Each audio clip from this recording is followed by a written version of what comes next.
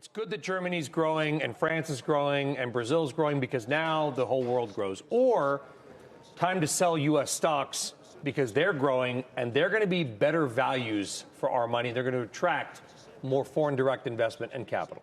Well, I think that emphasizes the point of having a very diversified global portfolio. I mean, that's what we manage for our clients, and it's critical because, yes, you want to have exposure to U.S. stocks that have that, higher growth trajectory, but you also want to have some of that value orientation, some of that international growth, which at some point, if we have a bottoming in global PMIs, we have a bottoming in a manufacturing recession that's happening globally, those international stocks are likely to outperform U.S. just on valuation alone, the valuation gap. And that's why the cyclicals have been leading this rally for the last 6 weeks, right? Because they're anticipating that global growth is getting better. And that's why I cited all those things at the top in terms of the economic data. You do have to pay attention to the ZEW in Germany. Unfortunately, you just do. And the bond markets, to Joe, in your opinion, the bond markets are signaling risk on right now with the move that we've seen. Been a sharp rise in yields. Yep. Sharp rise. Yep. I mean, we were, as we noted, inverted just a couple of months ago, and it was, on the front page of not the business section, but the news. Not just a sharp rise, but a steepening. It is. And so what does that tell us about financials, about industrials? That's why they're doing well. They're month to date, those are the sectors that are leading. Energy's up 5%, financials up 4 and change. I mean, they're leading the way. Is the turn in energy real? I don't think you might be the expert to tell us that, Brian. I thank you. But I'm not sure I'm the expert at anything, but I do know that Chesapeake Energy came out the other day and said that it may not be able to continue as a corporation due to its large debt. This is a multi-billion-dollar oil and gas company. Chesapeake's 70 cents. It's $1 billion market cap. I don't even know if energy is relevant anymore in this conversation. I think what's relevant is thanks, positioning. Joe, because I spend like 70% of my time working on it. I appreciate that. And you're part of the energy renaissance in this country. But what's relevant...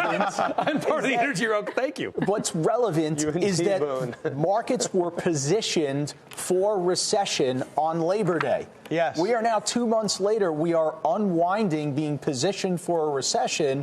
Now we are positioning for something. So I want to get into strategy, though. And it's going to be a little bit sounding a little bit weird. I drove back yesterday from Virginia, 8 hours, listening to Greg Zuckerman's excellent book about James Simons, Renaissance Technologies, the man who solved the market. Great book, by the way.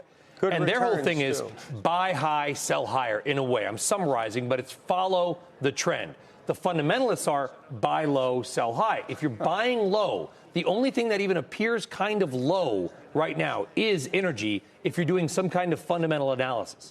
So do we go with the stuff that looks not just energy? Not just energy. What else looks cheap? Or do we buy what's working? Do we buy what's working? Industrials, financials, materials, energy.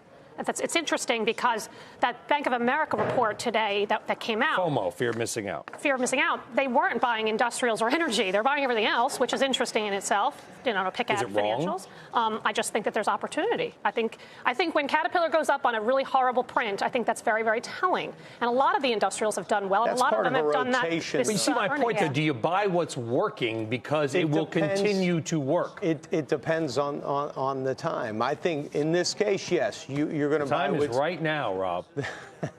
The timing is dependent on what type of environment you're in. And I think in this type of environment, specifically when most have felt we're late cycle. So you've seen this rotation a little bit, step back to the cyclicals, because investors are saying maybe the cycle's not over.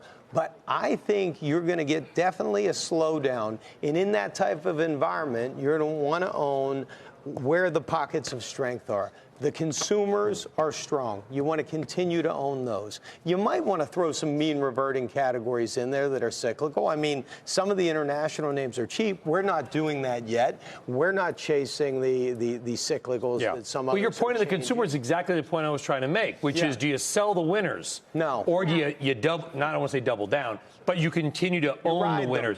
Ride the winners because things are going to get better. What about the expensive winners? I mean, it all has to do with fundamentals and valuations. Well, I don't know what's expensive, but you do. Well, the consumer. I do. You do. Some of them. Well, staples are. Discretionary is not, right? I'm thinking about technology. Those high flyers that are barely making money, they're expensive relative to what you're getting. You're getting good growth, but you're not getting profitability. So I think that there are pockets within this market that have been working, but the valuations are still very attractive. Pay $60 for a steak, it's well worth it. And you should keep doing that. to Terra Nova's Country Kitchen and pay the same out on Long Island. It's not.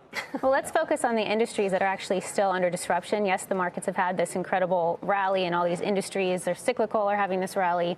But we have holiday coming up. We have plenty of companies that are still at risk of losing market share to the big winners of the Target, Costco, Amazon.